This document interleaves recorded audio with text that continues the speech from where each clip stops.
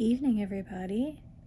I just wanted to do a quick little mental dump. I had my first therapy appointment with my new trauma PTSD therapist, and it was amazing. Really hard work.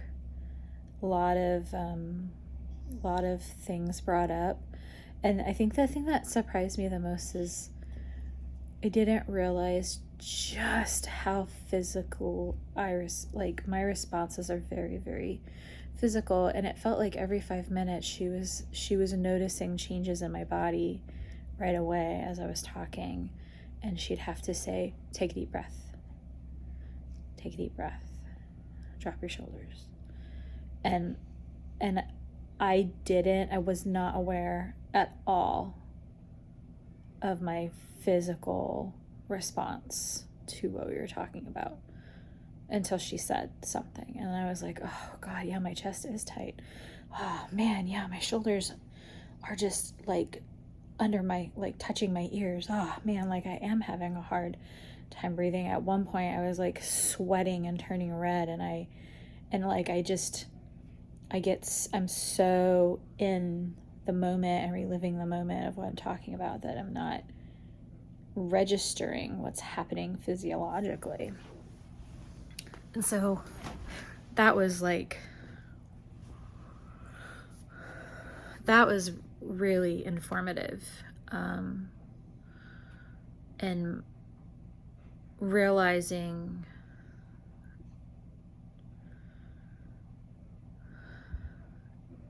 why I'm exhausted a lot because I'm holding all that trauma physically. Not only when I am reliving something or thinking something or processing something, but your mind might think it's moved on from something, but your body remembers it. And so it's like, no wonder I have aches and pains, in certain places all the time, because I'm holding that trauma in that space.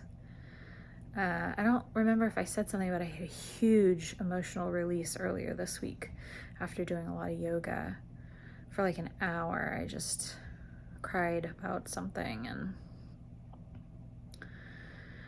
so I'm really looking forward to our sessions, even though it's going to be a lot of mental work and trying to be comfortable in my body when talking about that. It's going to take a lot of time to be able to talk about these things that are coming up for me, and be able to relive them calmly, right? Talk about them calmly. But I'm so happy I have somebody that I can talk to about this stuff now. And she is able to see a different perspective and kind of help me look at it from all angles. And there was definitely a few aha moments, right?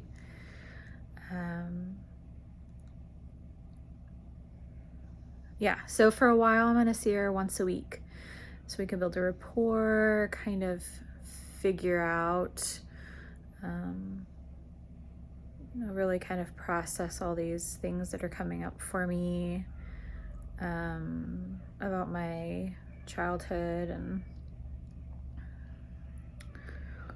and basically she said, you've got childhood trauma that is manifesting physically, and all of this like storm of stuff that happened that triggered your panic attacks right around 2020, and grieving for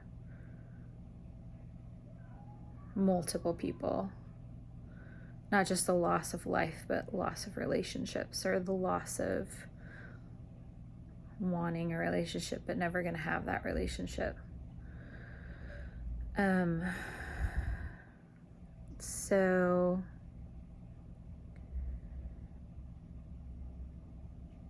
it's gonna be a lot of work, but I can see, it's like, I came home and I wrote and wrote and wrote to try and get it, everything we talked about down on paper so that it would stop spiraling around in my head. And she really encouraged me to journal every day. She wants me to start, I suggested maybe I'll start keeping my journal with me all the time again. So that way, if something creeps up for me, I can just write it down to try and realize and just that I'm reacting physically, and to stop the physical reaction and to get it down on paper, because of the fact that I don't realize that I'm reacting physically and a panic attack is on me before I know it. Unless someone's there to like snap me out of it, then I'm overly reacting physically. But I need to try to be able to train myself to catch it, right? And to say, oh, I'm starting to like tighten in my back. I'm starting to like clench in my chest. I need to like stop this train of thought.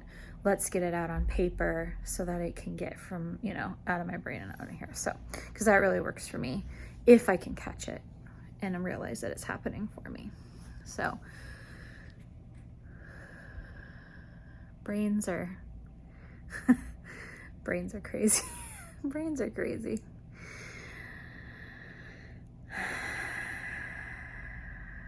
I really, really hope that if you guys are going through something like this, don't be scared to talk to somebody.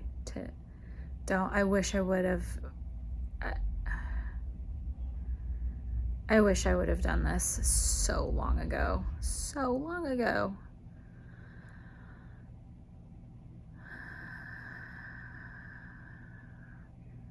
You're not an unhealthy person or a screwed up person, or there's nothing wrong with you. You are reacting exactly the way you're supposed to be reacting to stress. I am reacting the exact way my body is supposed to be reacting to it, right? There's nothing wrong with me, and there is nothing wrong with you and asking for help and finding someone to help you process your feelings, your emotions, your anxieties. It may even just be as simple as you don't know how to deal with a situation at work and it's causing you sleepless nights, right? It doesn't have to be big things. You don't have to be diagnosed with some big mental illness to talk to someone. And then you can access happiness. I feel happy when I'm able to get it out of my head. I can take that and put it over here. And I noticed today, I was like, I have space in my head now to go check on my husband. I'm gonna go up there and I can give him all of me, all my energy, all my attention, and really see him, really see my kid today, because now all that is over here. Makes you a better person. Something to consider. Sometimes it's hard to have access to it. I think my insurance is going to cover some of this, so depending on that is going to be how much I can do this. I'm hoping to do this as much as possible, because I think it's going to be a little bit of time and effort.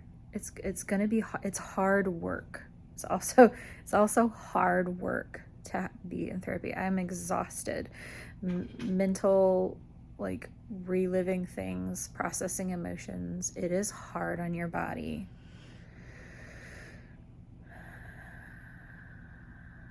So I'm hoping I'm going to sleep really well tonight, because it's out of my head for the most part. Mental health is really, really important. Love you guys. I hope you have sweet dreams. And talk to you soon.